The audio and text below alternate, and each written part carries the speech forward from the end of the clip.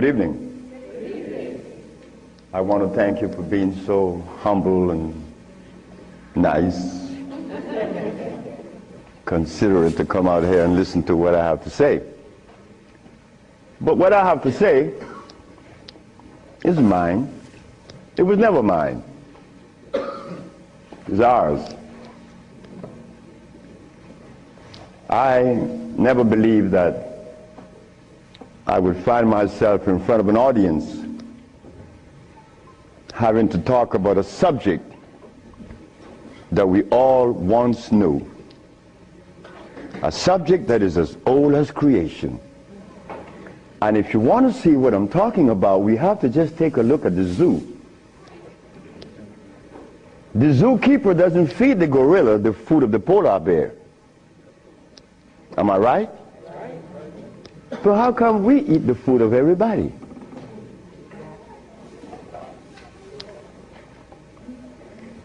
We'll begin this lecture by letting you know, first of all, I'm your brother. No more, no less than you. I can't be smarter than you. That's impossible. We have the same amount of brain cells. So how was I privileged to be navigated to this information? I don't know. I don't even question myself. I just like to live. As a little boy, I hated school. That is the truth. I didn't go to school. I didn't like school. I didn't like to comb my hair. I didn't like a whole lot of things. I didn't like money. I was 12 years of age. I was Seventh-day Adventist. Corby Brown. We left that afternoon from the church. It was the 13th Sabbath. I said, Kirby, how did you like the lecture? I didn't. I said, why you didn't, Kirby? Because they talk about Solomon. I want money. I said, Kirby, but when you have wisdom, you have everything. Well, I don't know what wisdom is now, nor then, but I knew that money was not my pursuit. Kirby said, I want money. We were 12 years of age, 1945. I'm 73 years of age now. In 1994, a young man by the name of Tom Flowers came to me and said, guess who is coming tomorrow? I said, who? Kirby Brown. I said, well, if I remember correctly, Kirby said when we were 12 that he wanted money. I hope he made millions of dollars. I don't have any millions. I don't even have $1,000. But you don't. But that's okay. I live. I found that avenue, or it was shown to me how to live. Not to read books. Because everybody reads books. But yet, society is deteriorating more every day. Everybody reads books. The brother called the other day on the radio and said that he asked about corn, right? Corn? He read books. He said that the text, the Kemetic text showed him that corn is good. Well, he better examine his text, because corn was made by man. But anyway, Kirby said he wanted money. That was a Thursday. Tom Flowers said, Kirby is coming tomorrow. So I said, well, if Kirby didn't make his millions, I'm going to remind him that we are alive. We are alive. Kirby didn't arrive. Kirby would never arrive. They had to take axe to chop the hotel door down. Kirby died of a heart attack. Kirby weighed 390 pounds. Kirby wanted money. He became a cab driver in New York. I didn't want any money. I didn't want it then nor now. Because it's not important in your life. It was never important in our lives. The Maya shows that. The Maya built pyramids. The Maya lived for millions of years in the jungles of Central America. No money. The Africans? How long did we live in Africa without money? Since creation. Now they tell us we need money to fight AIDS.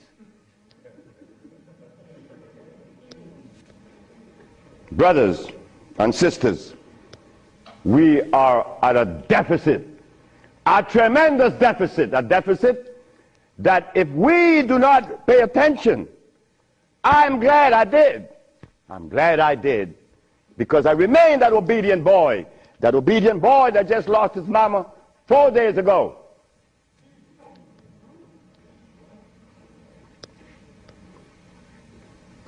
I listen.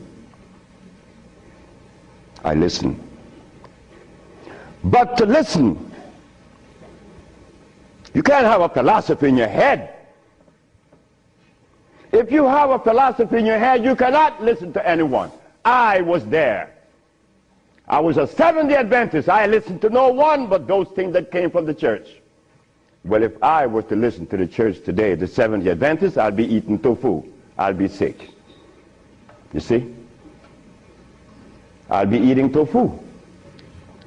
If I had gone to school, I would have become a medical scientist. I wouldn't have been able to cure AIDS, because they do not. They don't cure AIDS. If I had listened to all of the philosophies of Europe, I would have never been able to find the answer to the cure of diseases. But today, I'm going to share with you the African wisdom, the African brain, the African genesis, the African resonance, something that was never taught to us in the schools. Well, why should we expect the school to teach us something that would enhance our growth and save our lives? Why should the school teach you that? When in history has there ever been examples to show that one race of people is indebted to another? That has never been. Then you tell me that the white man is a bigot. The white man was never a bigot. He was never a discriminator. The white man is a person that obeys the first law of nature. Self-preservation is the first law of nature. So the white man, whenever he proceeds to preserve his race, and we sit back and say he's a bigot, it's only because we have lost it and we don't even know how to get ourselves out of this mess. I'm one of them. I'm you standing here. But one day, it was to be that your brother would be shown something that would change the profile of things. I left my country, where I was born then. In 1953 to New Orleans, I became a merchant seaman. I was 20 years of age. As a merchant seaman, I became an engineer 5 years later. I'm a steam engineer. Don't ask me how I did that, because that's going to baffle you, because I've never been to school, and I don't read books. I don't read books now, nobody's book. I'm not even going to read my own.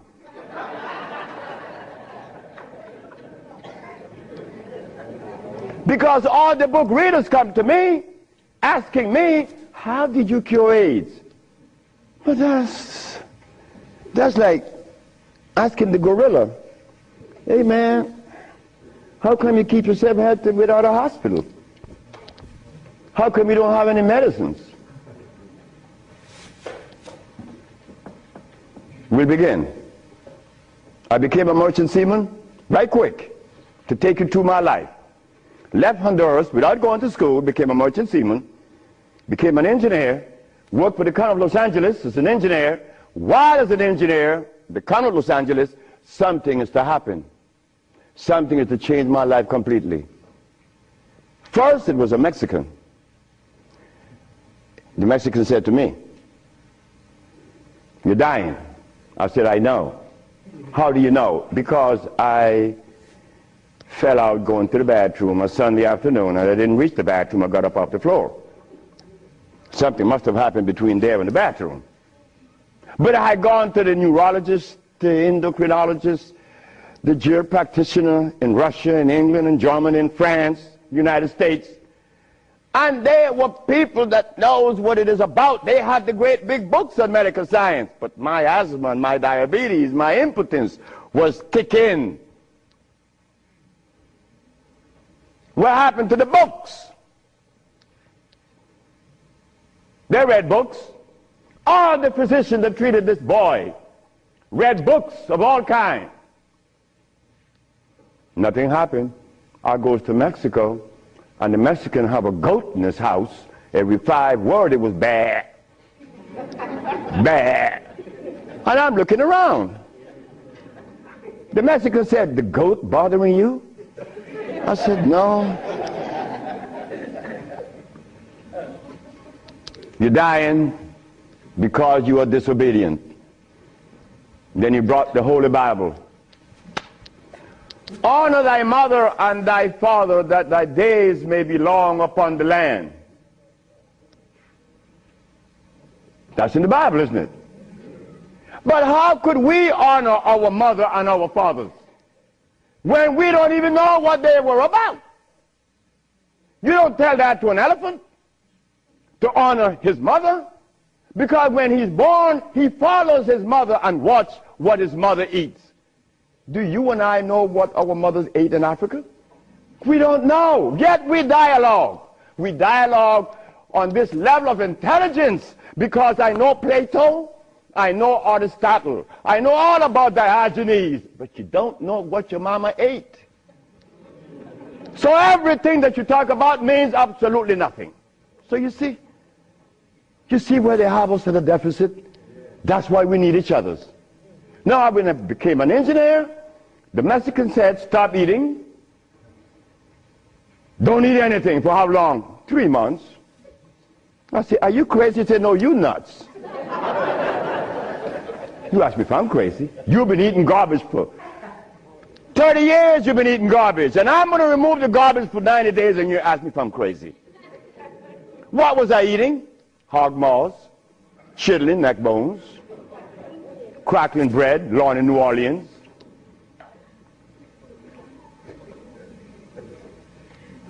Eggs, because the grown-ups told me when my penis wasn't getting hard, eat eggs, drink raw eggs. And I did, by the dozens. And nothing happened. The Mexican said, "Don't worry about it, don't eat." 90 days later, I was no longer impotent, no longer diabetic, no longer asthmatic, no longer with glasses on my eyes, and this stomach hair was 42.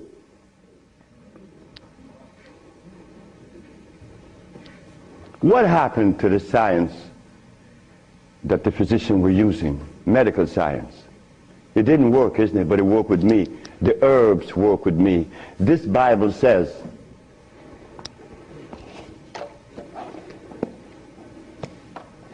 in the book of Revelation, it says 22 verse, and the first chapter, it talks about the herbs for medicine. Am I right?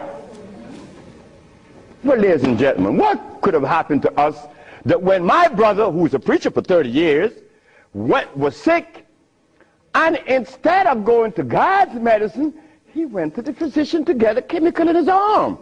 My brother died 21 years ago. I'm not a preacher. I would never be a preacher. I told that to my mother.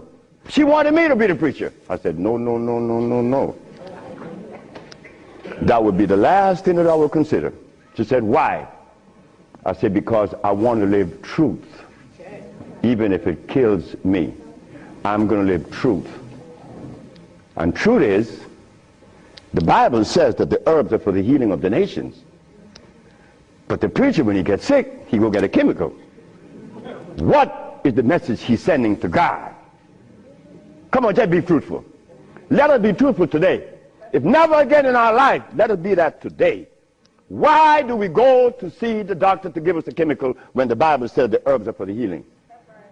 Why do we go? Well, you're going to soon find out.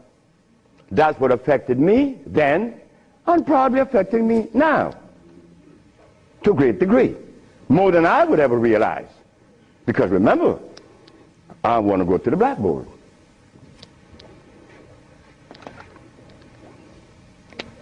Roughly speaking, Africa. Way overhead, we put America.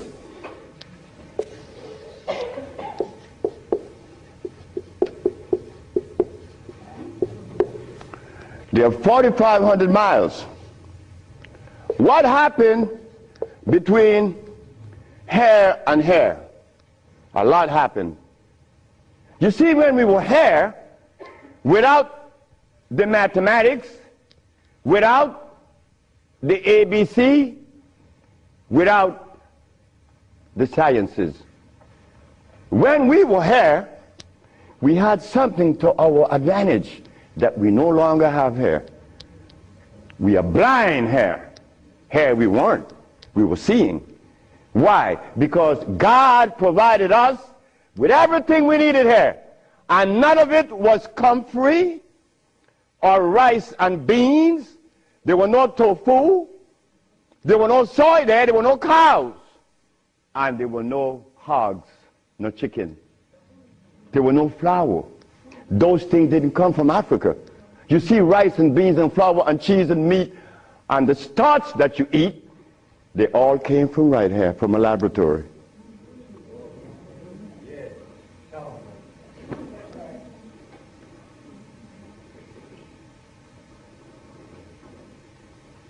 Now, for us to eat, you have to have in your big skull the understanding of biochemistry. But when we were here, we didn't have to know anything about biochemistry. Why? Because God doesn't make poisons. You see, God doesn't make carrots. Well, let me put it here. Stop the garbage. Anytime someone tells you that tofu is good for you, that someone that just gave that information to you has one eye open. But he's confident that when he tells you to eat carrots and you drink it, you have both closed. So a one-eyed man is king where everybody's blind. But the one that recommends the tofu is only half seeing. He's blind. He got one eye open only. But he doesn't know it. Example. Before we get into the real lecture, pull this out. This is how people take privileges on us. They don't care about us. They bring us information that, oh God, that's why the rest of the world laugh at us. Because they know that we have both eyes closed. Here it is. Moringa. Moringa has 23 times the iron in spinach. Spinach has iron? No, because spinach, let me take my time because there's a whole lot of information. I don't want to jog it up. Anything that has a pH of 7 plus is alkali. Anything that has less, 5, 4, 3, 2, 1, is acid.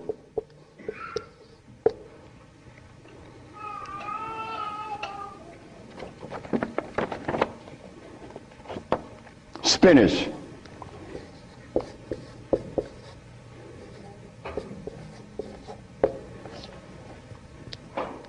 Acid.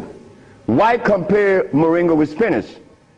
When spinach has a starch base, it has no iron.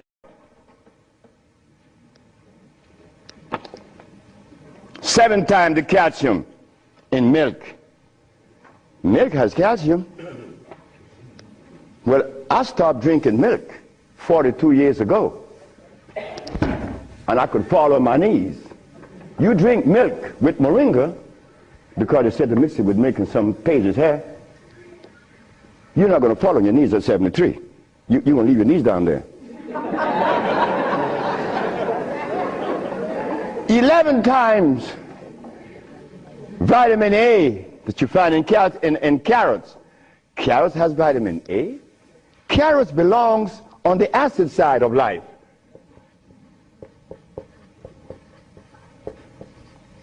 So right there, and they send it to mix with carrot juice.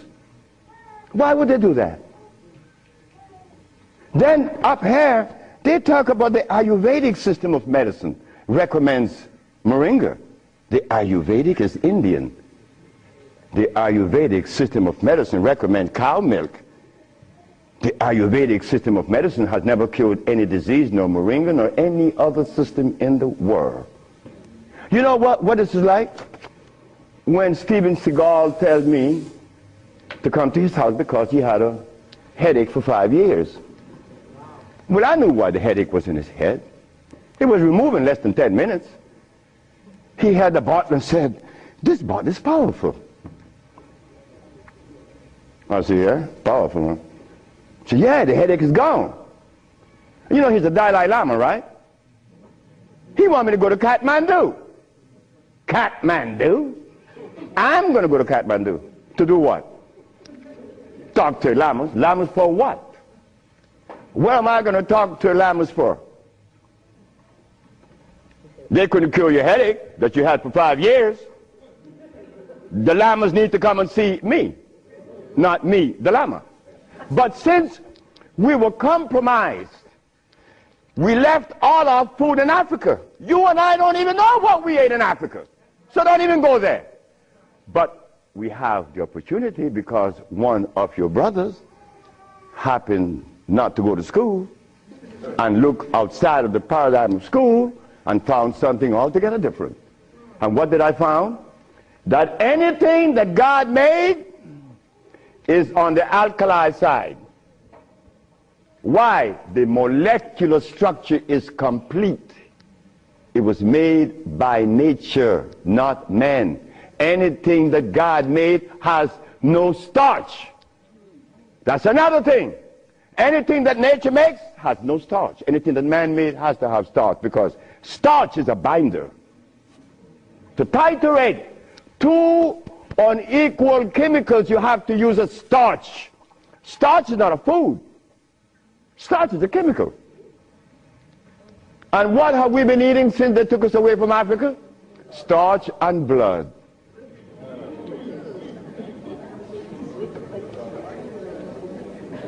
Starch and blood. We didn't eat blood in Africa. Gorilla doesn't eat blood. He eats leaves and berries. But gorillas are sane. They listen to each other, and they have a society well put together. Well, Sebi, when he became the engineer, and he found out that the pH value of things had a lot to do with healing and the properties that's to be used, I was happy. I used to run home. Guess what I found? I found that the herb that everybody's talking about is acid, and everybody's using it. What herb is that? Comfrey.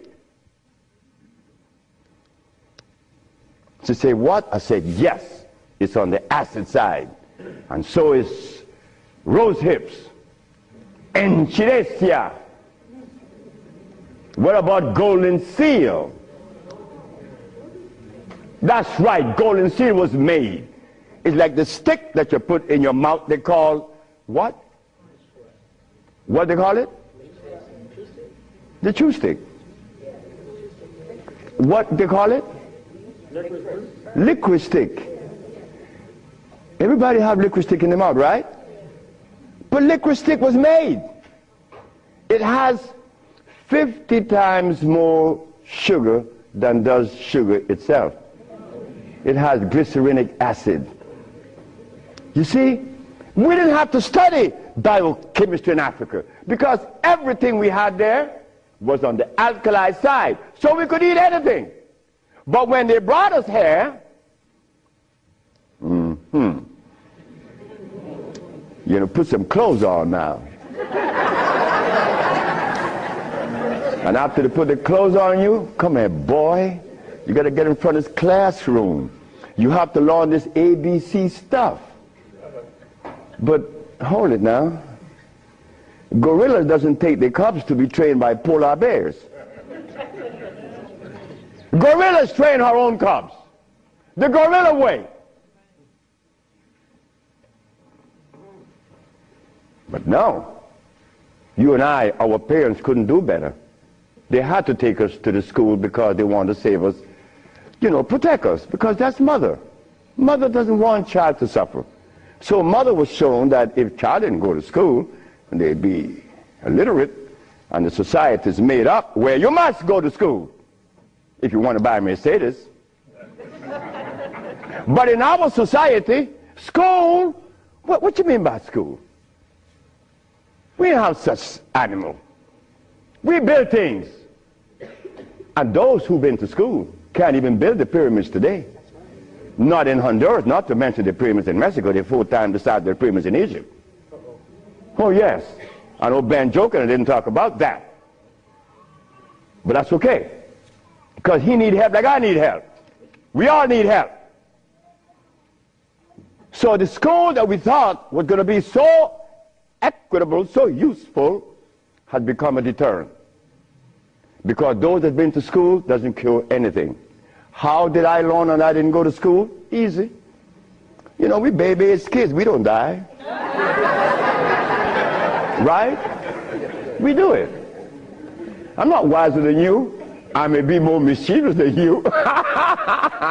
I know that because I do some mischievousness that you would not believe. But anyway, as an engineer, I went to work one night and I began to test herbs. And I began to see that all the herbs that you guys are using are acid, every single last one of them, except for burdock, yellow dock. They're natural herbs. And the other one, which is the red clover, that's a natural herb. You know, they're alkali. They're very good. So I began by compounding herbs from all over the world. And lo and behold, a blind man was killed named Mr. Fredericks. Then the Japanese, Fred Takashita's wife, was killed of endometriosis. She had a baby. She was never supposed to have a baby. It's a white lady from Utah. My boss brought his daughter and his brother with ulcers. They were killed. The boss came to me one afternoon and said, "So you're going to leave me?" I said, "Yep." He said, "You're going to leave me? On your resume, you said that you didn't go to school.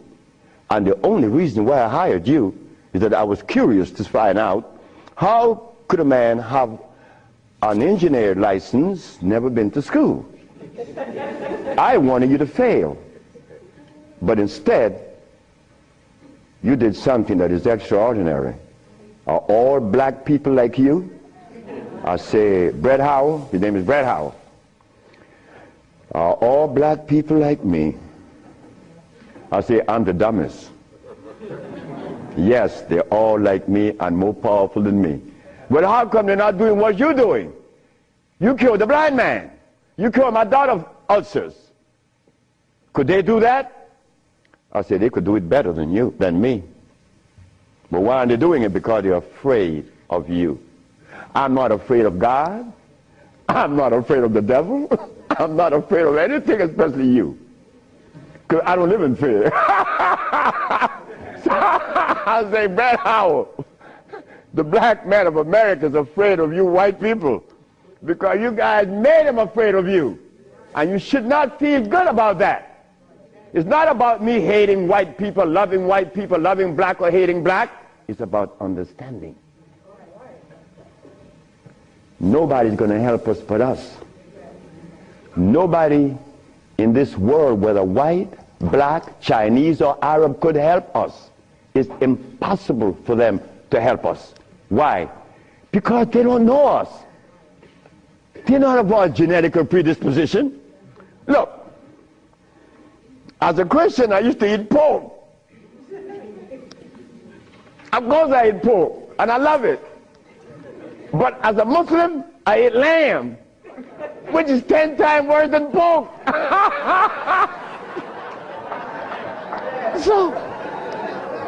So what do I do? Who do I turn to?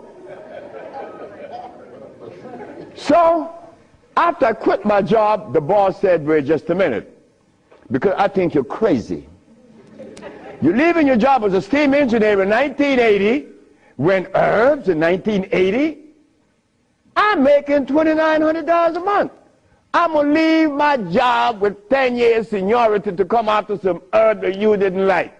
Why did I do this? I had to do it. It wasn't that I could see that far. I can't see beyond my nose. Talk about years ahead. But I had to quit my job. And I had to question myself, why am I doing this? But I did. And 1980, the boss is looking at TV, 1987, on the 10th day of February, and he see CNN, Alfredo Bowman, a.k.a. Dr. Sebi, is arrested for practicing medicine without a license, selling product approved by the FDA, and claiming to cure AIDS and other diseases, which is a fraudulent claim. The boss saw that. The boss' wife is in the bathroom because he told me the story himself. He called her out, come and see the man that's arrested. If he says he cure AIDS, I know he cure AIDS, because Bret Howard knew that I would never compromise myself to a lie. When I talk, I know what I said is the truth, but I also know that in America, you could also be dead right.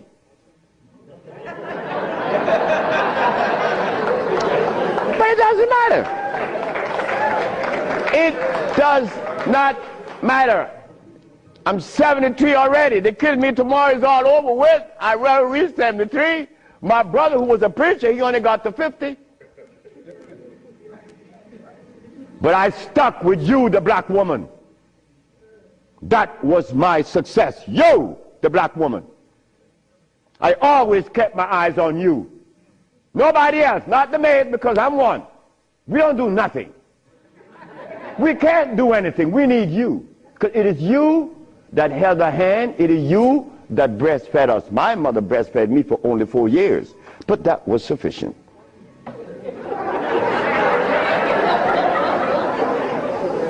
In 1962, two statements was made in a barbershop. 1640 Claiborne Avenue, New Orleans, Louisiana. Timothy Barbershop. Tim Barbershop. Ernest Moriel walked in there when he was a lawyer. And every time Ernest came in the barbershop, we used to jump on Moriel. I mean, we used to kick him around the place. Moriel said, you see you niggas? One day, I'm going to become mayor. And I'm going to remember you, Alfredo. That's me. The big mouth. I'm going to have you in jail. Ernest became the mayor of New Orleans. I was in Los Angeles, and the most hurting thing in my life was when I heard that Moriel had passed with asthma, a disease that I used to suffer with, that I was cured of in Mexico, and that I have addressed so many times. Moriel died. Ernest Moriel. Then another statement was made by me in that same barbershop. I said that I would give the black woman a gift. Brother said, Logan said, sapphire? I said, yes, sapphire, your mama. I said, she was the first, you came out of her. She held your hand. She teach you everything about the basic things of life, and then she cut you loose. Now she worth nothing. She's sapphire. I'm going to give her a gift. 1962, that statement was made. But 1962, I was sick. I had asthma, I had diabetes, I was impotent, I had everything under the sun. But in 1964, I was cured, and years went by. Then I found out this is the gift to the black woman. The healing that I found is in your hands now, black woman. Yes, it's in your hands. So in 1987, I was arrested. And while I was in jail, I was the happiest man in the world. Because when I was 40 years of age, I was going to work, and I passed by Miss Louise Wright's house on my right, and I made a statement: I'm going to help humanity. And here it is. 1987 is the showdown. I was arrested. All of the people in New York that were healers, I don't need to call their name. They say, yeah, they got the big mouth. They were angry with me because I put an ad in the Village Voice and the Amsterdam News and the New York Post. AIDS has been cured by the USHA Research Institute. And we specialize in cures for leukemia, sickle cell, impotence, blindness, cancer, and others. Well, after all, I did it. Shouldn't I advertise it? You should be glad your brother's doing that. Because now you have a chance to share in the bounty, right? That's the way I felt. So I'm in jail and I'm wondering, how is the American Medical Association going to escape from this one? You see, in the past, herbalists, when they talk, shh, gotta be quiet. Gotta talk under the table, because the physician may get you. The FDA gonna get you. But we seem to forget the one basic thing. When they remove us from Africa, did they bring our food with us? Did they? Well, how could the FDA have such kind of power over us now? Come on now, just wake up to it. So I stood in jail thinking, how am I going to do this one? This is going to be a heavy number, but it's nice because I wanted this moment. I wasn't going to back down. What you mean, back down? I'm representing some black woman. I never had a father. I never had a man in my confines to tell me something. No, I never had a stepdaddy. I had a woman. And then another woman, my grandmother. My great-great-grandmother lived to 124. Her name was Elizabeth. And she lived 70 years without a man. My great-grandmother lived 112. She lived 68 years without a man. My grandmother died at 100. And she lived 50 years without a man. My mother died 5 days ago. And she racked up 40. My mother died while I was coming to see you. I didn't turn back. You know why? The relationship with me and my mother was one of love. And she would have never wanted me to be there. My brother told my mother when I was about 10 years ago, he told her, yeah, you didn't like me. You didn't give me any love. You didn't give Fred any love either. That's me. So my mother said, what you say? You gave all your love to the pastor, not to Fred and me. My mother said, like, Fred, are you in on that? I said, ma'am, this boy was talking garbage. See, he told me he's serious. I'm never serious. I don't know what it is to be serious. I hear men talk about seriousness. Well, I don't know what you do with that. But my mother said, raise your hand up and open your fingers. Which finger would you elect to take off of your hand? I said, none. She said, thank you. My mother turned to my brother and said,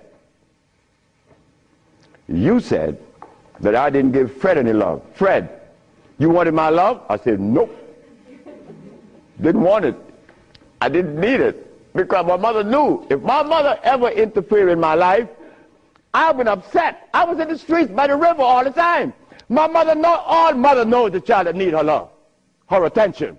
But she loves all. But she knows the one that needs the attention. I didn't want my mother attention. And she knew it. But my brother said that she didn't give him any. But the boy went to the 3rd grade. He owns a fishing fleet. He owns an ice factory. And he owns that she didn't give him any. But the boy went to the 3rd grade. He owns a fishing fleet. He owns an ice factory. And he owns a fleet of planes. And he said that his mother didn't give him love. You see how we could easily make mistakes? Okay. Mother is mother and will always be mothers. The greatest gender on the planet. So while I'm going to court now, and I'm standing, the judge said, get the man out of jail, and I went to his chambers. Judge Shorter said, young man, you mind if I ask you a question? I said, no, sir. Why did you advertise that you cure AIDS? Well, sir, my mother's alive, Africa exists, and my face, and I would never offend any of the three. That's why I advertise that I cure AIDS. He turned to the woman at the desk and said to her, ask her, did you investigate this man before you arrest him? She said, no. Her name was Phyllis Spade from the Attorney General office in New York. She said, no. You didn't investigate this man before you arrest him? This man, the response he gave me, he cured AIDS. But AIDS is the easiest thing to cure. People think that AIDS is difficult. To me, everything is easy, and to you it should be too. And I'm going to show you why it's so easy. So the judge said, well, you're out in bail. And that was February the 12th, I got out of the 13th. But the case doesn't begin until 88. September. I have a year and 8 months. Why the judge gave me so much time, I would never understand. So I waited. Trial date. This is where the showdown with black and white. Not better or worse. We are not better than any white man or Chinese, no. We just happen to be different. That difference has never been treated by any religion or philosophy. There is a difference that needs to be understood. So while I went into court, the judge said, well, Dr. Sebi, will you please begin? Where do I begin? Begin where you say you cure AIDS and the physicians say there's no cure. The physicians are 100% right. There is no cure for AIDS or any other disease. The judge said, just a minute. There's a contradiction here. The newspaper says that you cure AIDS. Then you agreeing with the physicians. That's a contradiction. No, it's not. When you're limited, it is. But when you live out the box, it isn't. She said, help me. She said, of course. The physician take the position that there is no cure for AIDS or any other disease, and the physician are 100% right, according to their philosophy and their perspective. Their medicine didn't show them a cure. So how could they say that there is a cure? But the perspective that prepared me, there is cure for AIDS and every other disease. Oh my God, when I said that, the physician jumped up. Your Honor, Dr. Victor Herbert said, Your Honor, what other perspective could there be? After all, you know, this patent on us, the FDA has a patent on us. You cannot talk. The FDA talk, you shut up. Oh yeah? Well, I'm going to find out. So, the judge said, what perspective is yours? Dr. Victor Herbert, Dr. Bonanno, and Dr. Christopher said, how could there be another? I said, there is another, Your Honor. And what is the other? The African bioelectric cell food. I've never heard of such a thing. That's what the physician said. He had never heard of the African bioelectric cell food. I said, of course. But we have to remind the good physician that he have not heard of a whole lot of other things. But that doesn't deny the existence of the African biomineral electric cell food. What is it? Okay. The allopathic claim that there are multiple diseases. The African biomineral balance negate that position. There's only one disease, never been two. The allopathic claim that to treat the multiple disease you must use a chemical, which is violating God. Right? The African biobalance said no. It's a nutritional approach, electric food. Your Honor, I told you that this man was insane and unscientific. He said there's only one disease, but there's only one. Remember, I'm the boy that didn't go to school. I'm going to break things down to the least common denominator. When I was a steam engineer, I found out that in a machine, thermodynamics I'm talking about, or an automobile, the only thing that could cause this machine to go bad is what? Short circuit, obstruction, overheating. The same thing with the human body. So what did I do? I put compounds together that would cleanse the human body of what? Of mucus. In so doing, AIDS, sickle cell, lupus, herpes, blindness. But it sounds too simple, right? Well, that's not my fault. They have complex things, and then they deal with the complexity. And boy, that's a job. But with us, on our journey from Africa to America, it was easy because the slave master had a ship and brought us over. But getting back to Africa, we get confounded. We can't go back now. We don't know how to go back. We better not even go back.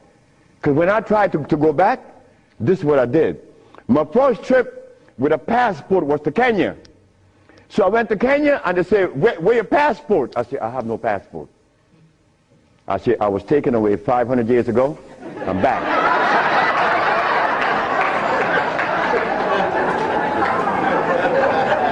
When I left, I didn't have any passport. So why are you asking for a passport now? Is a passport African? Put him one side. They put me one side and sent me back out. But you think that was bad? That was a bad way. May I have that? I go to Africa. I go with my wife and I said, well, boy, I'm happy. Girl, we're going to liberate Africa. We're going to do something for mother country. I go and I saw Dr. Parinyatwa in Zimbabwe. I said, Dr. Parinyatwa, I think your problems are over with. Not only Zimbabwe, all of Africa. Here is Hospital Vicente di Antoni, is an Italian hospital. Department of Blood and Laboratories. Oswald Zavala, HIV positive on the 25th of November of 1993. 17th of January of 1994, HIV negative. This boy named Alfredo Lagos, this from the Red Cross, the Honduran Red Cross. It says here that this boy, it doesn't show any date of which he contracted AIDS. Why? Because he was born with AIDS. But down here it says he's negative on the 19th day of January of 1995. Another one. This one caused a laboratory to call for me. I thought it was funny. This is the next one, the other one. His name is Alex Suarez. On the second day of January, this boy of August, he found himself with HIV positive. On the 19th day of August of the same year, 17 days later, the boy is no longer HIV positive. So they called me for what? I don't know. because I know they're not going to change it. Now, this one you're going to like. This one is from the San Diego Public Health Laboratories. It says here that this man has a HIV-1 RNA 26,205. The boy was supposed to be dead at 25, right? Just go to the other page. 6 months later, he's less than 400. He was killed at 15. So anybody want to read it? Because I could be lying, because that's the way we think. But here it is. No, that's possible. I could be lying. Here, young lady. So, curing AIDS, brother and sister, look, that's the easiest thing for niggas to do. We could do more than that. Curing AIDS, to them is big thing. To us, it's nothing. You understand? But now, here is where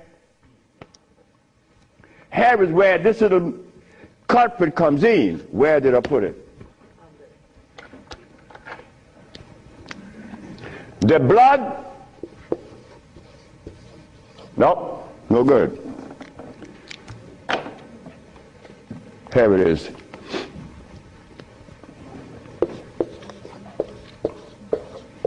Blood and starch.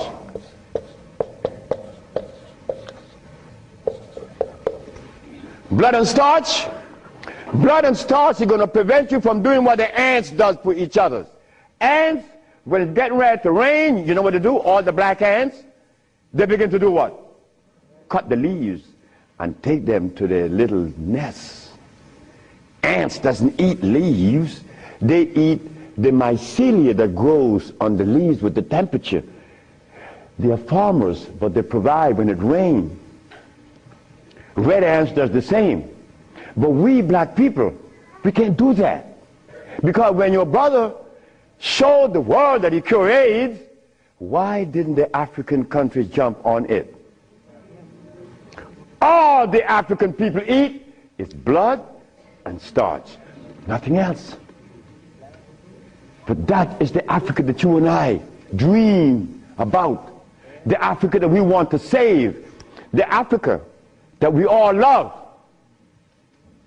I found out that there isn't a president in Africa that is interested in the cure for AIDS. Not one. No, I'm sorry. Only one. I'm not going to name the country because I may jeopardize the country. Because the one thing I learned, that when you begin to talk favorable about a country or individual, they're going to soon get him. That is a fact. So I cannot talk about the country that said to Dr. Sebi, Dr. Sebi, whenever you want to return to Africa and begin this new empire, you have 5,000 acres of land and 6 hot springs. I don't need anything else. Hot springs? 5 hot springs with 5,000 acres of land? We could grow food. We could make the best dress. I said, sir, I am not going to come to your country unless I'm able to grow marijuana. He said, marijuana? He said, wait just a minute.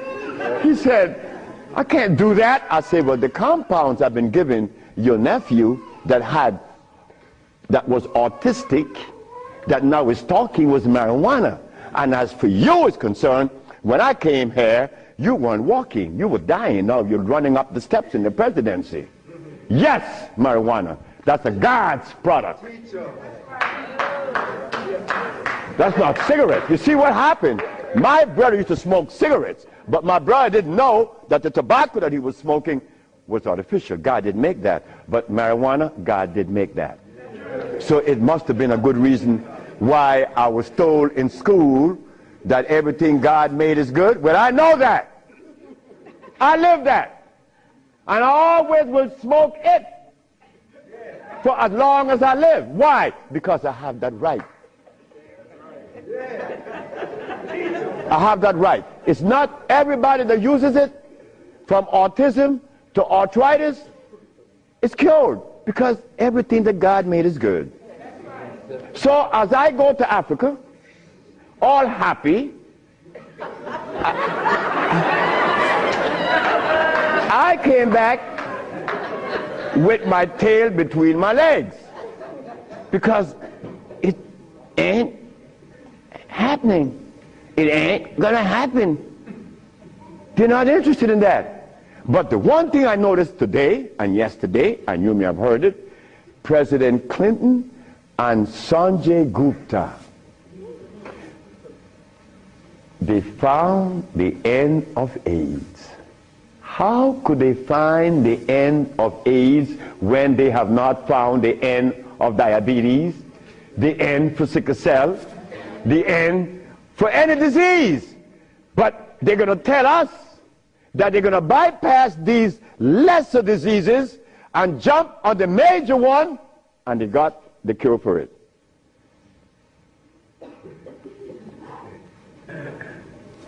I got documents to substantiate that I cure AIDS, right? So what's up?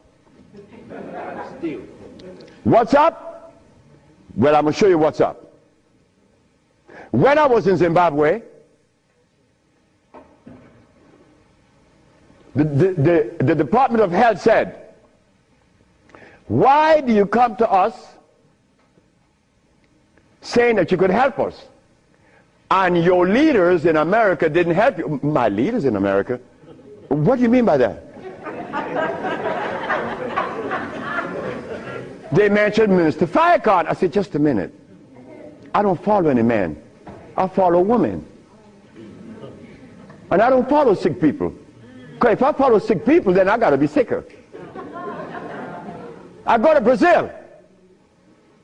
They say, why don't you, if your leaders didn't help you, why should we? I say, my leaders, again, they brought these leaders in front of me. And they mentioned something like Al Sharpton and Jesse Jackson. I say, oh God. I say, why you all ask me about these people? I never knew of Jesse Jackson or Al Sharpton or Oprah Winfrey promoting something that is equitable and good for the black community. That's never been. What they could do is march. That I know. But why do you ask me about it? I'm asking you, why can't you incorporate this in your repertoire? You said me, I have no leaders. My leader is my mama. The biggest testicles on anybody I've ever seen, they was on my mama. So don't ask me about leaders. I don't follow leaders. I never was part of that thinking. I don't need anyone to lead me someplace. So now I'm asking you, what do we do now? I cure AIDS. Are you going to call Oprah? You don't need to. She could advertise 1 million pieces, broken pieces, right? But that's fine. But she cannot advertise the cure for humanity. But there's one little dude that got himself in trouble.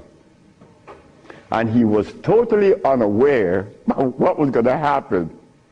This little dude, I'm home with my wife, enjoying myself, a Sunday afternoon, looking at TV, somebody threw a rock on my window. It's Randy Jackson. What did you want? My brother want to see you. Your brother? Michael? Okay. I went. Well, he's sick as hell. Well, I treated him, and he got cured. He saw it, and he was encouraged to take me to the Rayburn building on Capitol Hill. Oh, my God. This is going to really confound you. Michael Jackson took me to the Rayburn building on Capitol Hill on the 31st day of March? April. No, of March. March. It was March. 31st day of March of 2004. I said, why are you taking me there? Because you cure AIDS. I said, but what makes you think that they are interested in that? What makes you think that the world is interested? I don't care if it's any country in the world, they are not interested. Especially Africa. They were never interested. AIDS isn't killing Africa. Hepatitis C is killing Africa. All of West Africa is red line for hepatitis C. you talking about? But they're Muslims. So they have to eat the Muslim food, which is goats and lamb.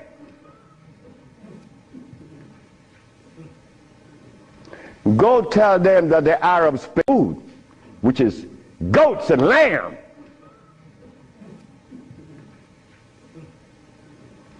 Go tell them that the Arabs played a trick on their brain. You cannot do that. Me, I remain the son of the jungle woman. The jungle woman that didn't have any clothes on. Yeah, I am her son. I stuck with her and she liberated me. You have to hear this. One morning, I woke up and I heard the music that was playing. You know how you turn your radio on and you're sleeping, but the music on the radio would influence you, and you dream that you're seeing the artist that's playing, right? You ever had that happen to you? This morning, I'm listening to John Coltrane. 4 o'clock in the morning on channel 850 on the TV.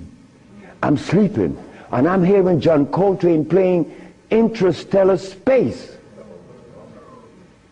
But then something was happening while this music was playing. I was looking at a black woman doing this from behind a tree. I woke up, and I didn't know how to interpret that dream. But then I was leaving that morning for Los Angeles. As I got to the airport, the governor was there. The governor said, "That's him. That's the man that cured Alcida of leukemia. That's the man I'm talking about." The governor had a lot of people around him. So I went. I was leaving for Los Angeles. He was leaving for the capital. He didn't know that we were going to meet that morning. So they was talking to me and asking me questions. Finally, 2 men that were standing away from me, they were white men from the United States. They came up to me and said, "Well, we have heard of your miracle cures." I said, "Sir, I don't even know what a miracle is, especially perform one. I just happen to cure leukemia. That's not a miracle. To you it may be, because your school of thought have you to believe that curing these diseases is one great big feat. No, it's simple common sense. I'm an African. Now this is where the naked women are going to come out. They said to me, "We have heard of your miracle cures, but have you been saved?" You see? Right there, I consider that an imposition. Why do you take the liberty to believe that I'm one of those that have accepted your philosophy that I have to be saved? I say, from what? The man politely answered and said, "From your sins, of course." I said, "Wait just a minute." I said, "You know, man, while you guys were standing over there, I said," and I looked at you both, and I said, "Two very intelligent young men. But now I have to question that." He said, "Why?" I said, "Well, because the color of my skin should have prevented you from asking me that question, have I been saved?" He said, "What does the color of your skin have to do with anything?" I say, "It has to do with everything. I am the son of a woman that was taken away from the forest of Africa.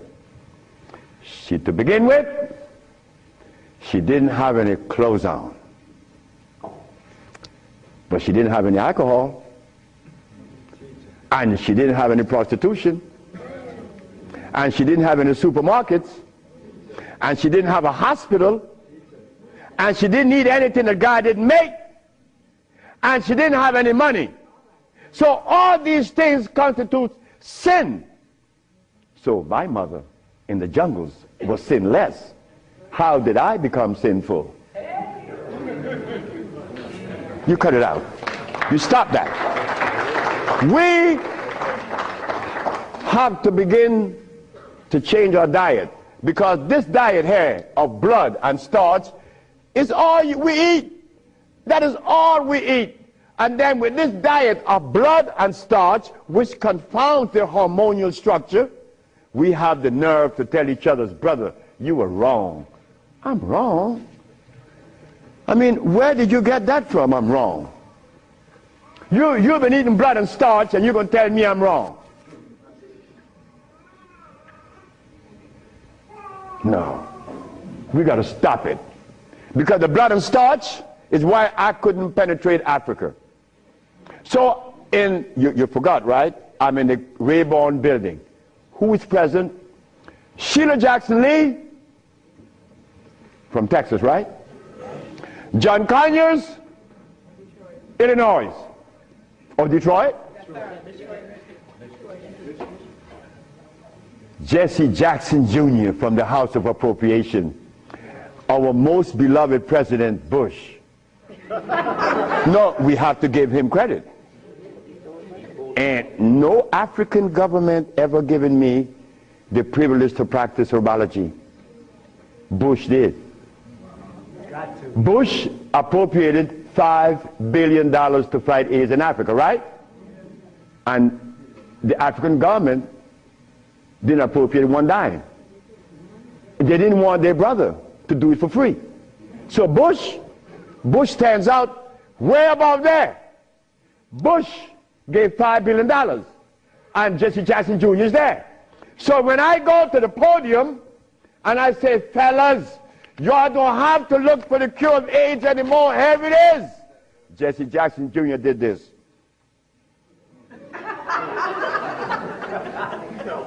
I said, I'm going to talk about this. I have to write about this in my book. Because you, not me, but you and I believe in the leaders. We hope that they could do something, right? Well, they had a chance. So 17 African ambassadors.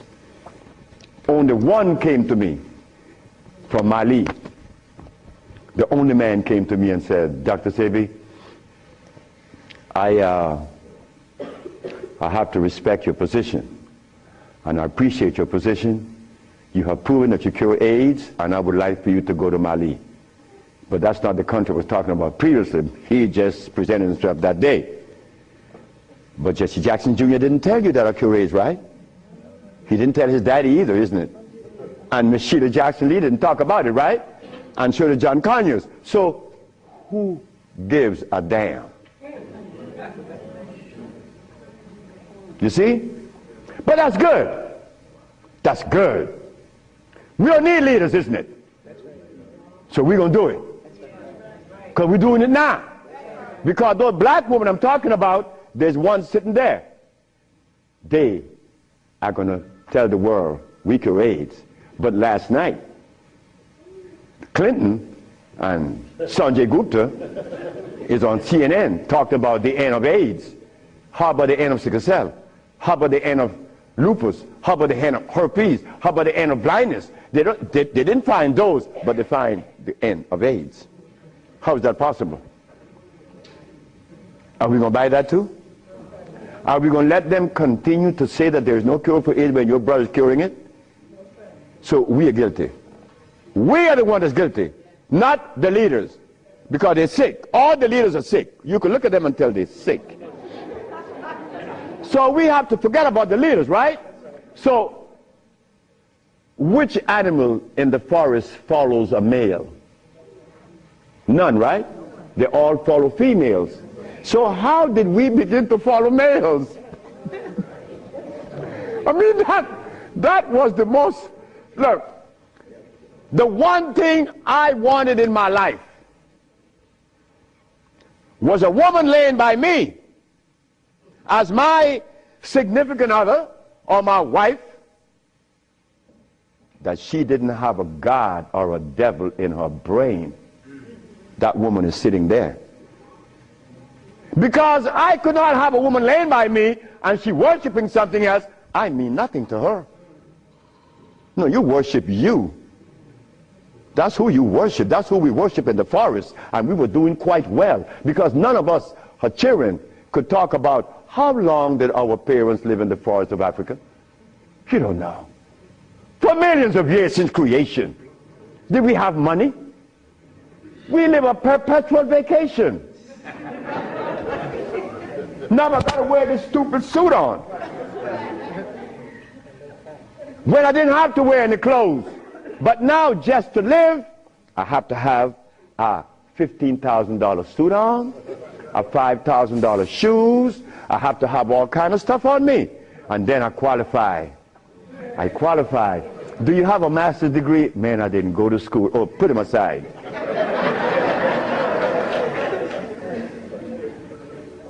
So in essence,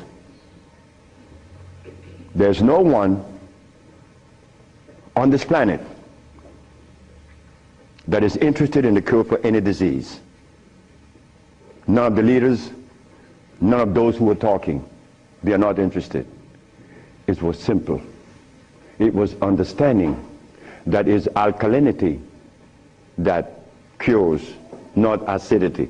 And any healer that comes to you with these things, like adding carrots, like moringa, it says here, one of the things that I are careful with, it says here, if you add carrot juice with it, it's going to help you. But just a minute, carrot was made by some dude in Holland. It's very acid. So this moringa knows that you have both eyes closed, so I could sell you anything. We don't want that anymore. We don't want to tell stories anymore. We don't want to protect the stories anymore. But you see what happened?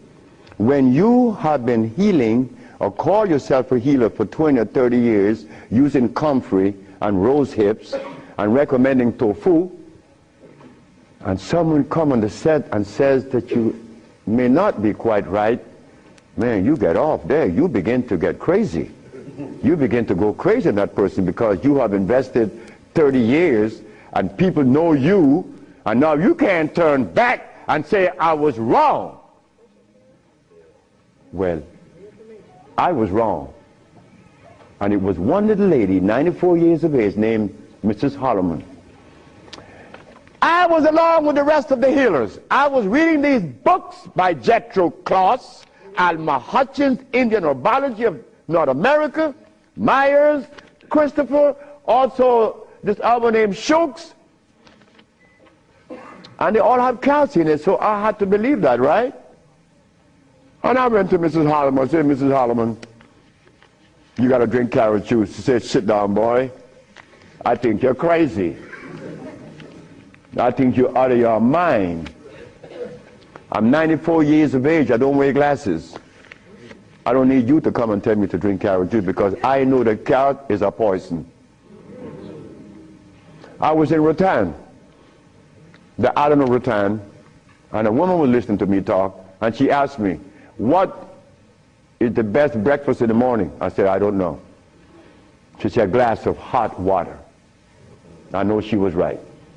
The sister was right. So in essence, all of the hoopla about AIDS was just noise. We've been curing AIDS since 1984. Why didn't you know about it? The media didn't let you hear it, right? Jesse Jackson Jr. didn't talk about it, right? Well, I think in the book I have to mention his name because this is what's happening. They're lying to us. And we have to stop it. We have the cure for every disease in the world. We, the black race, is responsible. Not the white, not the Chinese, not the Arab. The Arab need help. They need help now. All Arabs need help. Because there's no way in the world where you find the highest incidence of eye problem like Arabia. Because they eat lamb. But could you go and tell an Arab to stop eating his lamb? It's like going to tell someone that uses cocaine, stop. Then you're crazy. Like going to Africa and tell a Maasai, hey Maasai, You only live 47 years, man, and you're going to die because you're eating raw blood and starch. He's going to chop your head off. And he should. Then we go to Guinea, and my wife came to me running. She said, the young man in there with his wife, he's 19. And she's complaining he's impotent. At 19, she said, yes. My wife came with it. What happened? We asked the boy, what does he eat? He eats cassava. Cassava.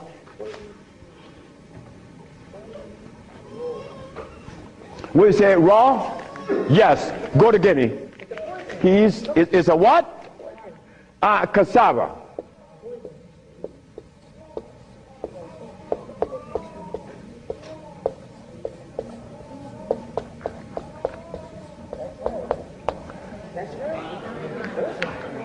I want you to go to any African country and tell them, no, just ask them, please, why do you eat cassava? Oh, this is African. This is from history. Hey, African, I know you've been bamboozled too, because cassava is not a product of nature, nor of Africa. Cassava is a starch that needs the aid of a man to grow it. Cassava cannot grow by itself, and it has cyanide. But the cyanide has already affected the brain. He cannot think for himself. It's like talking to a Haitian or a Brazilian. In fact, the only country that I have ever visited that have people dark like me, but nobody in Brazil is black. Brazil.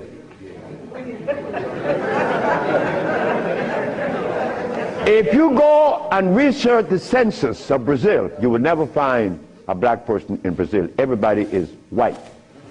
That is how much they have offended us, that we hate the very image that God made. Something is wrong. Something got to be wrong. Me,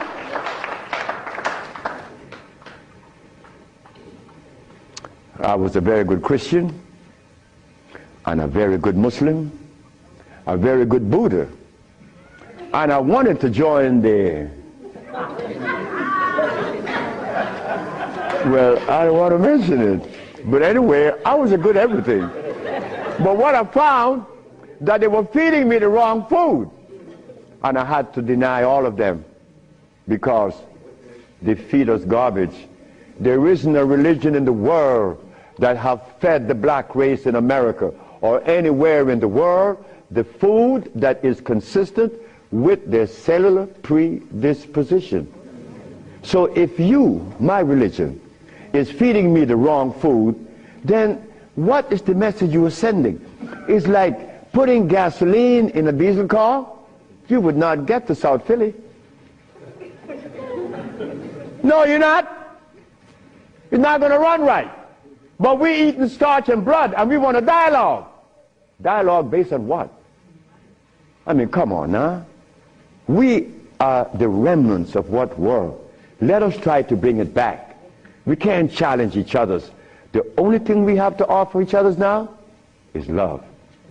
But to get to that point, a sister told me the other day, because I made a statement in the church, a brave woman stood up and asked me, Dr. Sebi, what have you learned from the entity that you are forwarding to us now? What have you learned from it? I learned to kiss everybody's butt. And I meant that. It came out that way in the church. Well, I had to give it that way, because that is the way it came to my brain. I kiss everybody's butt. It's easy. You see, it makes it easy. When you start kicking it, somebody's going to do something to you. And when you start kissing it, they reward you. So this sister came to me, and she was very smart. She said, do you literally? I said, drop your panties.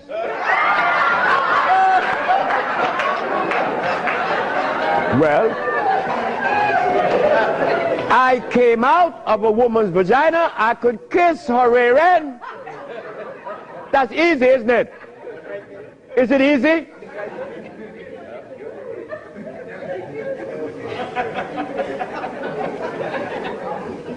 See, I have no what you all call shame. I don't know what that is.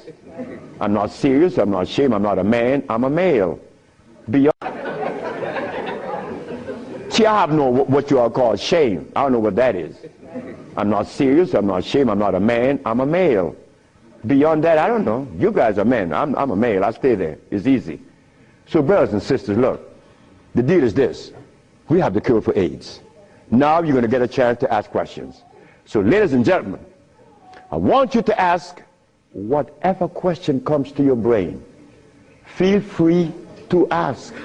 I mean, please, don't you hesitate. Don't you feel that you have to restrict yourself. I know Brother Adis is here. He may ask a few.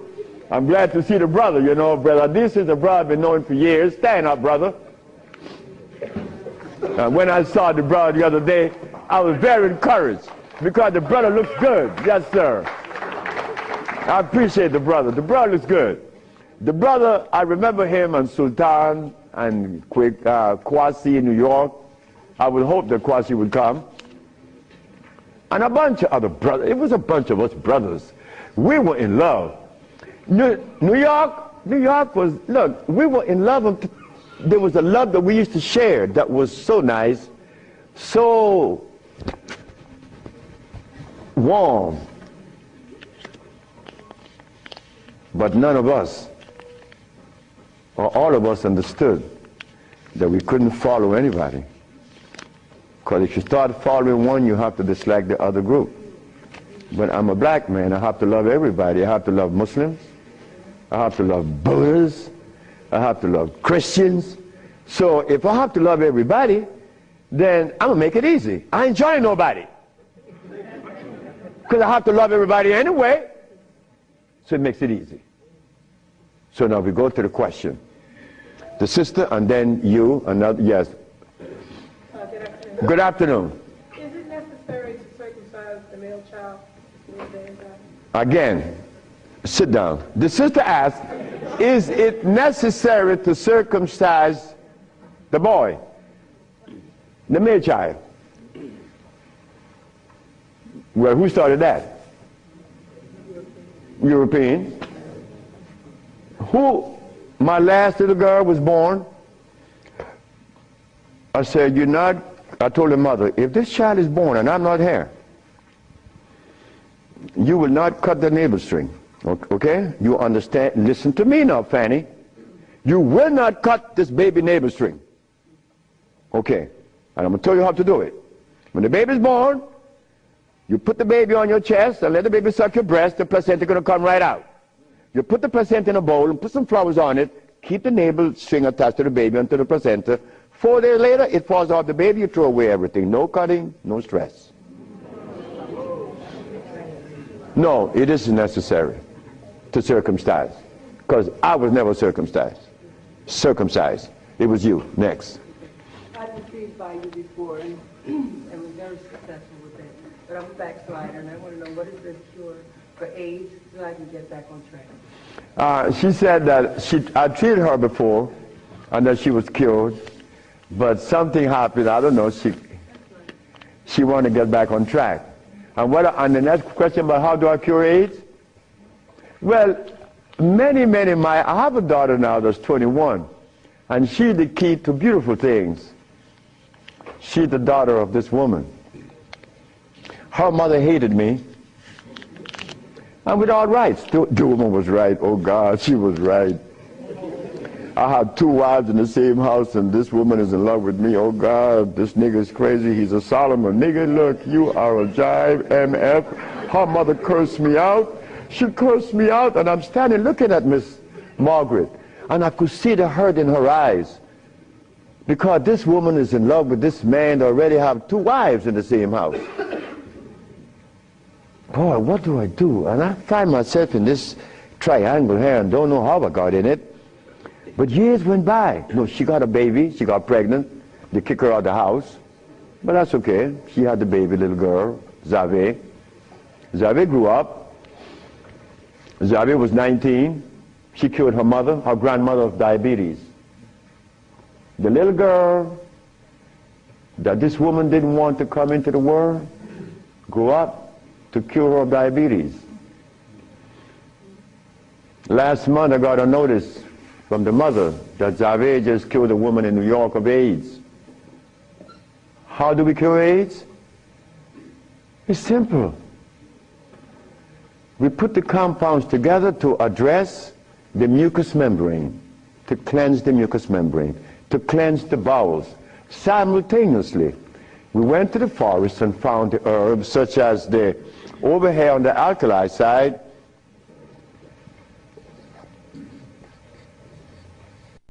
sarsaparilla is an herb that has the highest concentrate of iron. Fluorine, iron. Guaco, that is a plant that has, I thought I had a stick with me because I'm always chewing on it. This is guaco. Guaco is a plant that would definitely strengthen the immune system because it is iron again. But it has potassium iodide, no, potassium phosphate, not iodide. Iodide comes from the ocean. Kankansa, that's an African plant. Kankansa is an African plant. This plant has one of the highest concentrate of what? Potassium phosphate. Those are just few of the plants. We use about 40 some odd plants to cleanse the body, strengthen the immune system, and electrify the system, because you want to electrify the body. That's how simple we cure AIDS. We cure AIDS. We don't treat AIDS. This thing here says that Moringa said, and they keep repeating it, that they uses it with the belief that it's going to cure. They think, oh no, we got to stop talking like that. We cure. That's how we got to start talking. If you don't cure, get out of the way. Because you're lying to people. Next question. The brother. Peace and blessing. I'm really enjoying your lecture, and my question is, when you see a client, what's your thought process? When I see a client, my thought process, I already know what the brother needs. Like the Mexican knew what I needed. The Mexican said, you're dying because you have disobeyed. Without, unconsciously you disobeyed. So when a brother comes to me, I already know what the brother needs. I don't need to go into a whole bunch of scientific jargons and intimidating the brother by putting light in his eyes, iridology. I don't do that. I don't do anything. I just give you what I know you need. People come to me for compound from Japan. She killed a woman in Japan named Kaoto Kita in Kobe. She never seen a woman. She was in hospice already. With cancer what? The lungs. There you go. Cancer of the lungs in hospice. She never seen a woman. In a month time, she's vacationing in Hawaii. Okay, there you got it. Yes. Harder than you. Yes, the sister.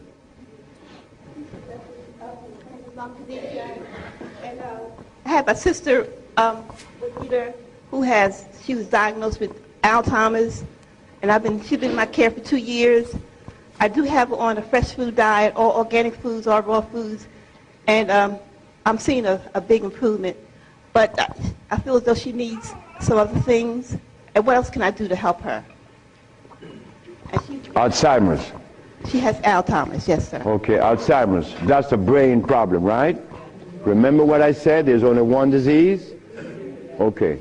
When you have mucus in the nasal passage, it is sinusitis. When you have mucus in the bronchial tubes, it's bronchitis. When you have mucus in the lungs, it's pneumonia.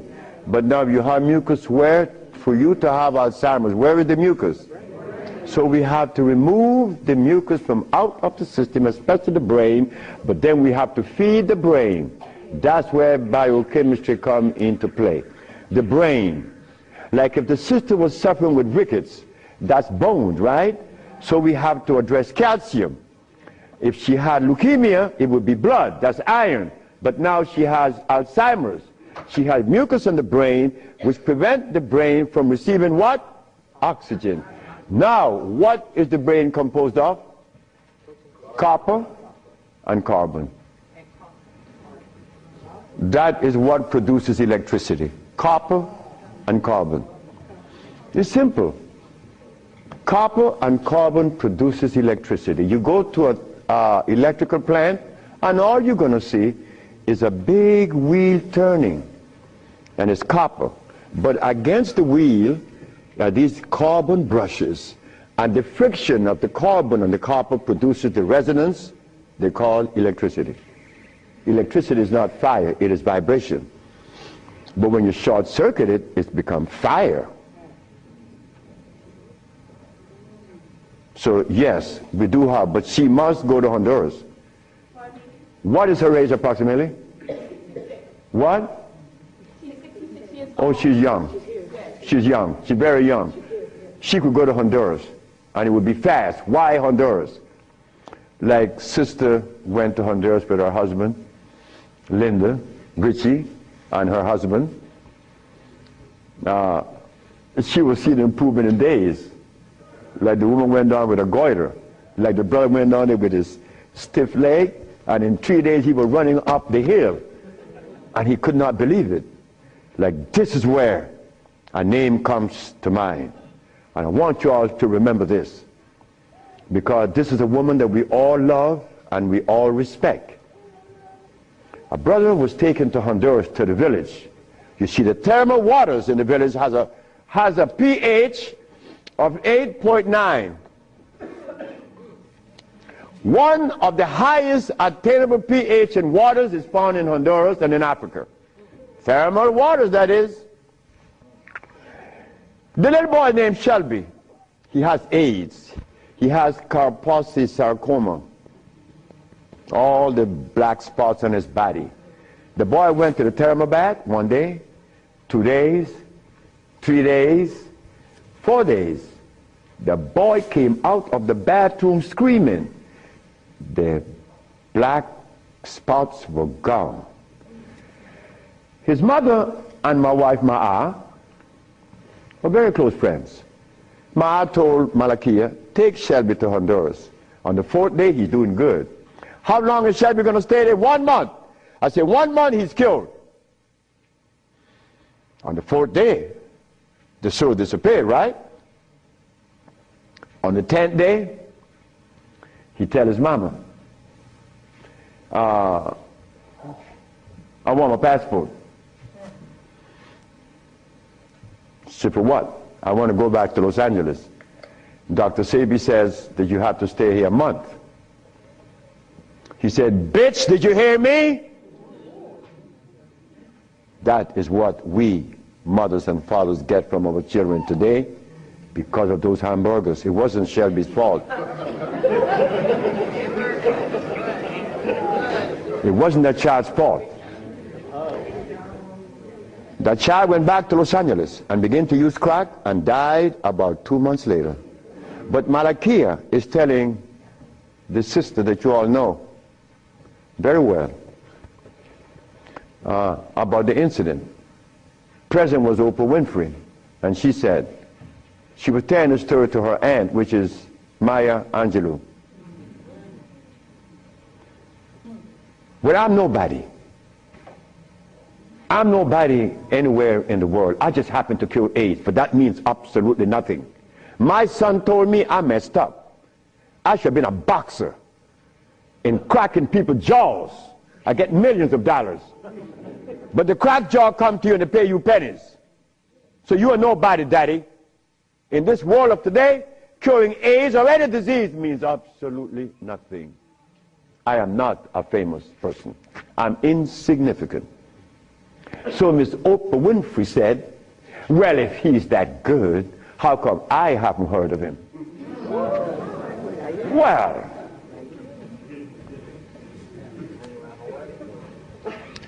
I'm not famous. Oprah Oprah. It's white. Oh.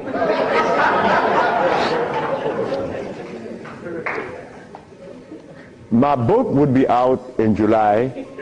I know she's not going to advertise it, although she suffered embarrassment with 1 million broken pieces. But that's okay. We have to remember the blood and starch. So when you go home, you remember the blood and starch, because that prevents you from liking you, from loving yourself. Because I was there. I was there. Did I want to blow my brains out once? Yes, I did. Well, why was that? I was stressed. I was eating blood and starch. But when the Mexican came and said I was wrong, I listened. And here I am, 42 years later. Do you see the benefits of this? A Mexican came to rescue me, to rescue you. So we cannot. But wait, the other part of it is Africa. There isn't an African country that I could go and practice herbology. But why did Bush, who all of us think, or most of us think the man is bad, how come I could practice herbology in the United States? You got power over him. That's why. I don't have any power. No, I don't. Because I don't even know what power is. I just know what's mine. That's all. I know what's mine and what's yours, what's ours. So what's ours, when the Supreme Court said, the FDA said, you are not supposed to sell these products. Exhibit A. The FDA said, what? That I'm not supposed to sell my products? Well, maybe the FDA knows the food that is consistent with the African cellular predisposition. Because when they removed us from Africa, they didn't bring our food with us. Maybe the FDA knows about these foods. Could you tell us, please, Mr. FDA? But when the FDA talks, we get scared. Scared of what? They're not God. You understand me? No, I don't have any power over nobody. I don't want that. If you know what I like to do, you will know I don't want any power. the brother in the back. Hepatitis C. Yes, sir. Mr. Charles Fisher. Who is Charles Fisher? He was the manager for LL Cool J. That was my second case of hepatitis C. Yes. What is hepatitis C? The liver has been stressed. Right. Beyond. Hepatitis C is nothing. Maria Elena from San Pedro had cancer of the liver. Her mother and her aunt bought the black dress to bury her. The doctor sent her home to die.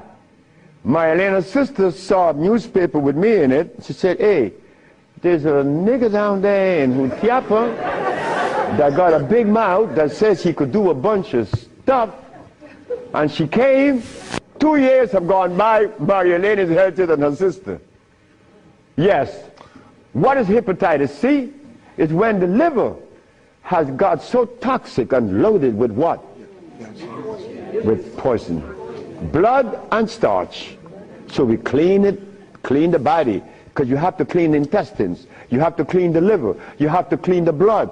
Because all of these have been affected. Yes, brother, we have cured many of hepatitis C. So what herbs would you use, doctor? It's not an herb. It's a therapy.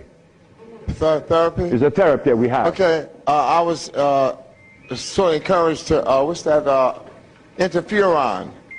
Interferon? Yeah, I was encouraged to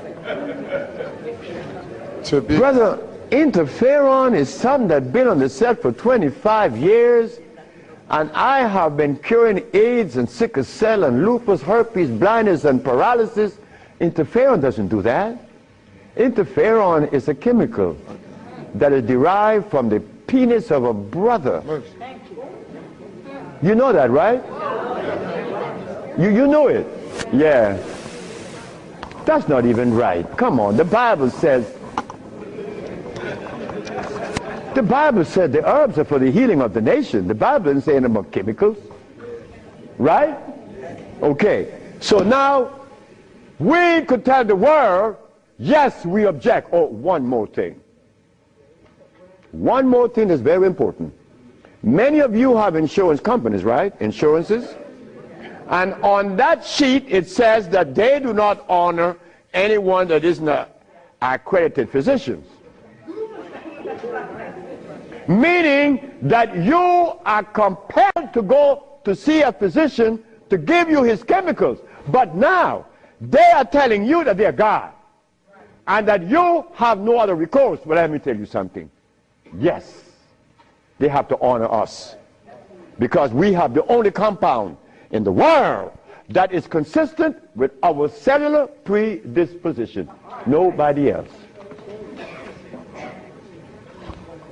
Can you give us some foods that are alkaline? Food that are alkaline. We could begin with mushrooms. We could begin with mushrooms, quinoa, quinoa,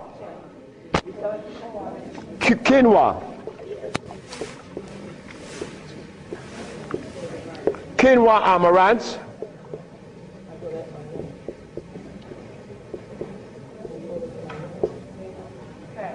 mushrooms,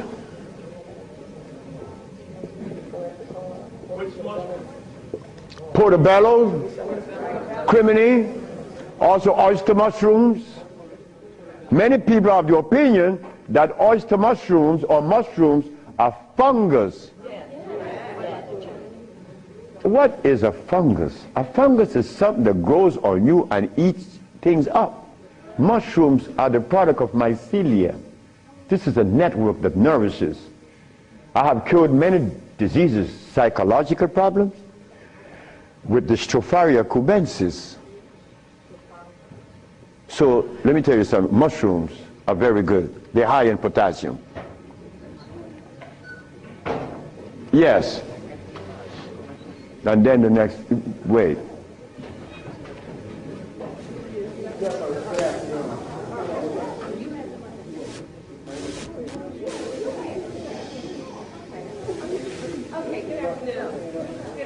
Good afternoon, ma'am. I know the blood and the starches, two of the things you said that we should get rid of. I'm working really hard. I've gotten rid of the blood. I'm having a hard time with the starch. I just needed an idea of some things too. To substitute. Yeah, substitute. Well, and one more question, water. I do the distilled, but I hear a lot about, you know, drink spring, drink distilled, which I do the distill a lot. Okay. About the starches, you could eat quinoa or amaranth. And also spelt. You could buy the spelt pasta. Spelt. You could buy spelt. I eat a lot of spelt. And you know something? I learned something lately, like I'm learning something every day. Because I don't know everything. I don't want to know everything. And it's impossible for me to know everything. But I learned this. That when you combine spelt flour, quinoa, and amaranth together, just the pure powder, the flour, and you want to bake something, if you just add the almond milk and the sea salt and the other ingredients, such as you could add a little bit of what? Agave is good. That's very good.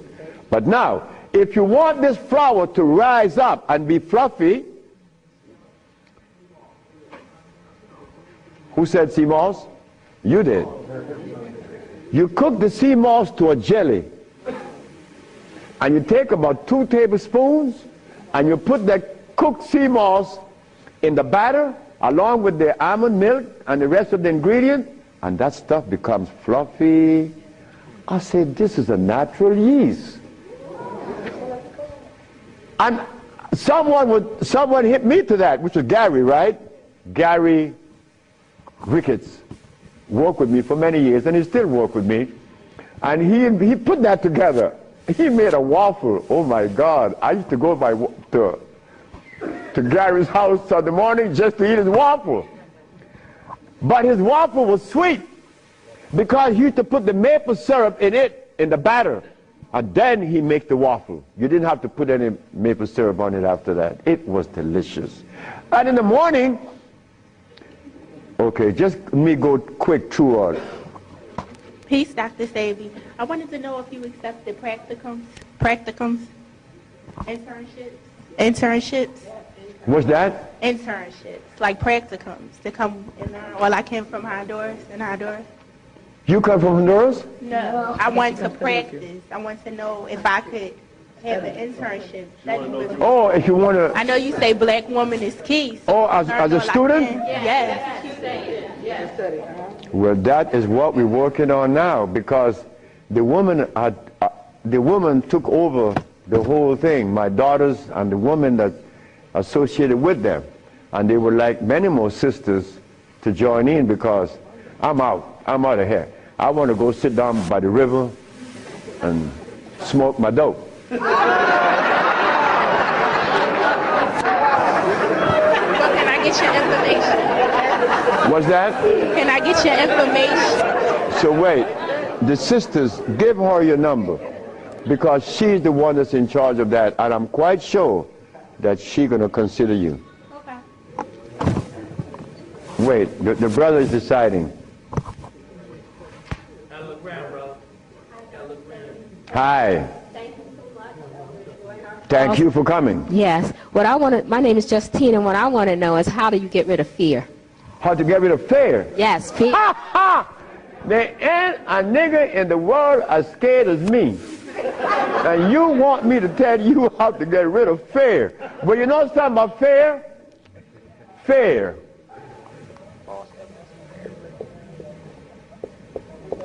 Fear is a natural occurrence. You don't get rid of fear. You understand fear. You don't get rid of it, because fear is necessary. But you don't let fear control you, right? Because it would paralyze you. Fear would prevent you from opening the door where there's a great, big, beautiful tomorrow. Fear, you see, when I was insane, to a greater extent than I am now, I was placed in a psychiatric ward in New Jersey. And they were right. But what they didn't know, that I was aware that I was sick. I was also aware that I would not take any of anything that they gave me in that hospital. But there was a man that, you know the swinging doors, right? A swinging door is a door that opens both ways, and you're going to swing it. And every time he came to his door to go inside his room, he used to stand there. And he could never open that door. I used to go by and swing the door, and he'd go in and say, "Thank you, man." Why couldn't he open that door? Fear. But once you open the door and you see this great big thing, fear is gone. A bright tomorrow, hey, I'm no longer in fear. But then comes another one that's going to trick you.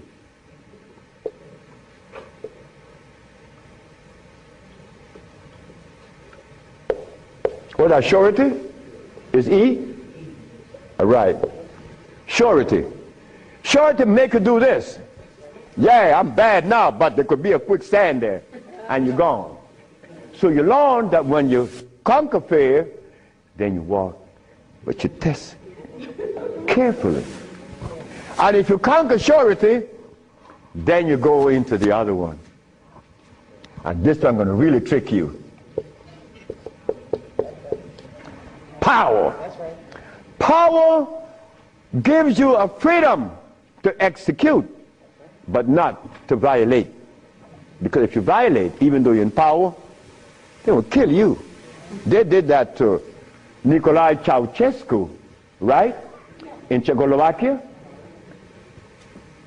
Because Nicolae Ceausescu wanted everyone to stop eating meat. Because he knew. But you don't change people overnight. They killed the man. Because he imposed some other laws on them that were cruel. He used to kill them too. So power has to be understood, not to be misused. Then if you survive power, then you get the last one that's going to get you.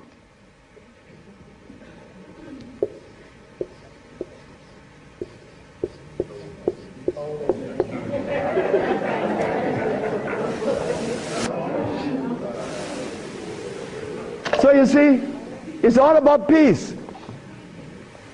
I'm happy that I'm 73 years of age and that I'm happy, but I have to thank the Mexican. But when I go around my brother's 73, are you all right? I say, Marcel, that's the only one alive now. My age. I say, you asking me if I'm all right? No, man, I'm not all right. He's coughing. He got these back pains and stuff. And I say, you could do better than that, because you're only 72. I'm a year older than him. But he can't see beyond where he's at. And I shouldn't expect for him to make such a leap, because I didn't do it that way either. Because even after the Mexican had stopped me from eating the stuff, I went back cheating with some chicken. And one day I went by Brother Bill's Tennis, the Golden Bird. You all know the Golden Bird in LA, right? You remember that? And I bought some Golden Bird chicken. I ran home, and I look out the window, nobody's coming. and take it outside and spray the house, because they had these 4 black women. They were nosy. These black women were nosy. They always go up. What you have? You open the refrigerator, looking all around.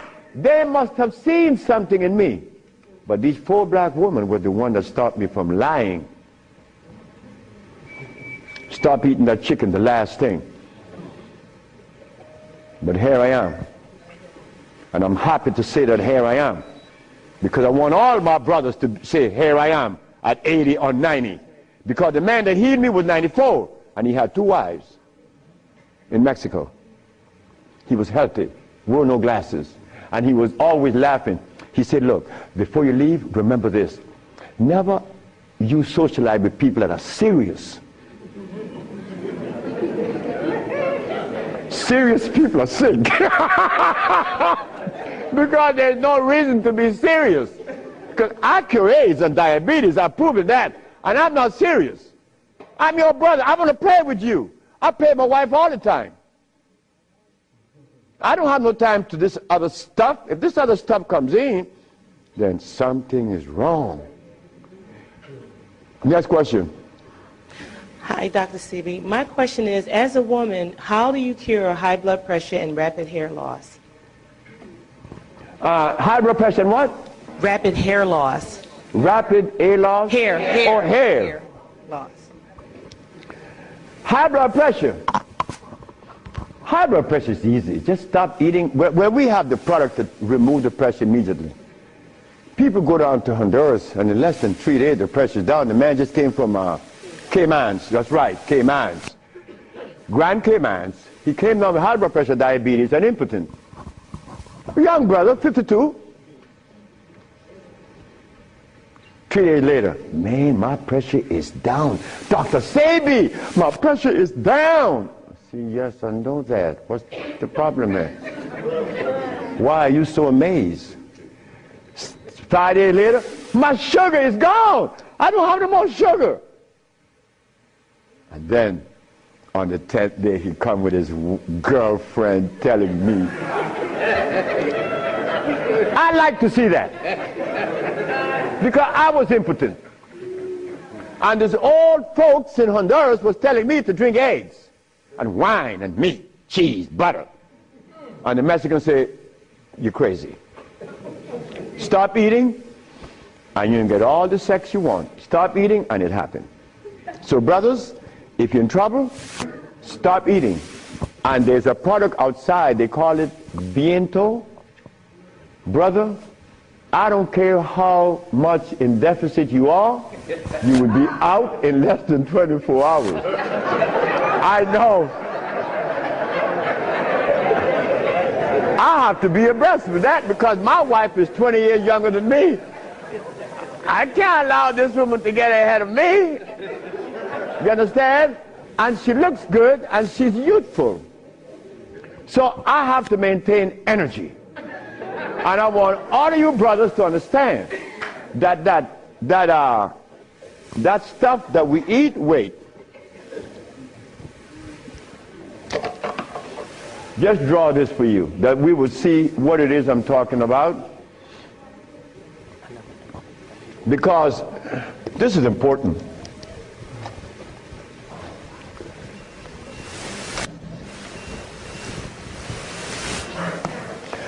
I recorded a man from the age of 15.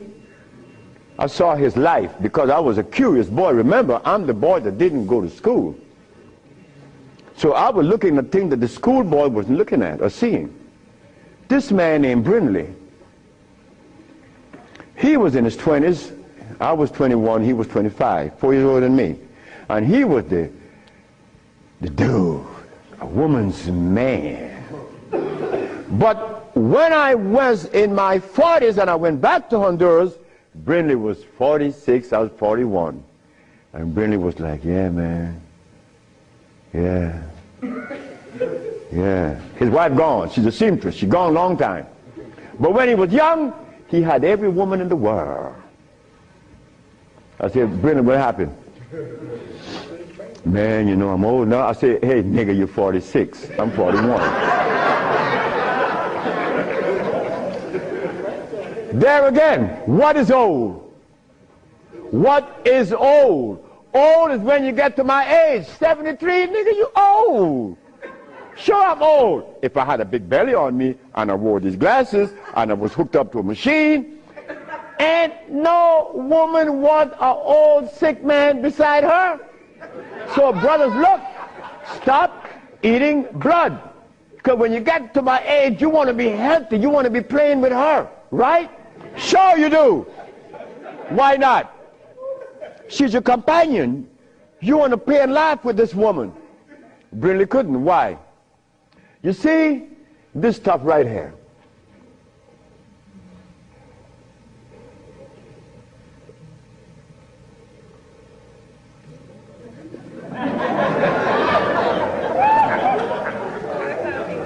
This is what a man plays his manhoodness with, his penis. Yeah, I'm a man. But in here,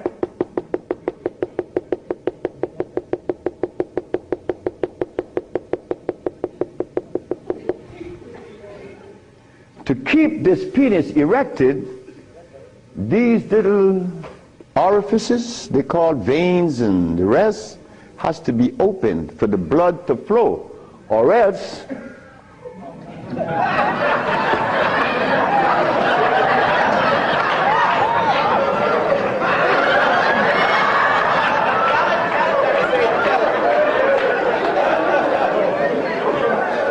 you think I can't talk about it? I was 30 years of age. That was happening to me. And the last person that saw that was a woman named Audrey Williams. She said, what's wrong with you? I said, I don't know. She said, you're sick. You better see a doctor because you're too young. You're 30 years of age. And I did. And it happened. But I had to stop eating. On the 1st, 2nd, 3rd, 4th, 5th, 6th, 7th day, I was happy. On the 8th, 9th, 10th, 11th, 12th, 13th, 14th, I was going and holding on to the bathroom. Everything was spinning around. Why? Because all of the mucus that was leaving my brain, my eyes was very foggy. I couldn't see. I was already wearing glasses, but now it's worse. But on the 17th, 18th, 19th, on the 17th day I woke up, I was looking at the ceiling, and I remember feeling so calm. A feeling that I had not experienced in many, many, many years. I was calm. On the 27th day, I didn't hear the wheezing in my chest from the asthma. My diabetes, I couldn't find glucose in my sugar.